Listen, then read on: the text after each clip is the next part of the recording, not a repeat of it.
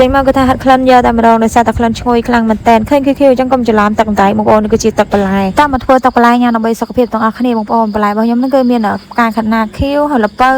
ដលងបារាំងការ៉ុតពោតបារាំងហើយនឹងមើមត្រាវបងប្អូនហើយនឹងស្លឹកបាសបងប្អូនចង់ដាក់បន្លែច្រើនមកជាងនេះក៏បានបងប្អូនច្រើនកាលណាគឺថាល្អកាលណាតែខ្ញុំមានប៉ុណ្ណេះខ្ញុំធ្វើប៉ុណ្ណេះសិនហើយចោលអត់បាននោះគឺមើមត្រាវបងប្អូនកាលណាបើយើងអត់ដាក់មើមត្រាវទេវាធ្វើឲ្យមានក្លិនកពុលហើយក៏វាមានរសជាតិឆ្ងាញ់អត់ឈ្ងុយដែរបងប្អូនឥឡូវយើងធ្វើការស្ងោរបន្លែណាដែលវារឹងយូរឆ្អិនសិនមកបងប្អូនសម្រាប់បងប្អូនណាដែលខ្ជិលញ៉ាំបន្លែអត់ចូលចិត្តបន្លែអីហ្នឹងអាចសាកធ្វើវិធីនេះបានបងប្អូនគឺថាយើងធ្វើជារបៀបទឹកញ៉ាំវិញអញ្ចឹងណាឥឡូវបន្លែនោះឆ្អិនហើយយើងធ្វើការដាក់ផ្កាខាត់ណាខៀវចូលហើយដាក់ពោតបារាំងចូលបងប្អូនញ៉ាំទឹកបន្លែរាល់ថ្ងៃជួយជំនួយសុខភាពយើងខ្លាំងមែនតើបងប្អូនជួយឲ្យយើងម៉ូតូបានស្រួលហើយលក្ខណៈថាយើង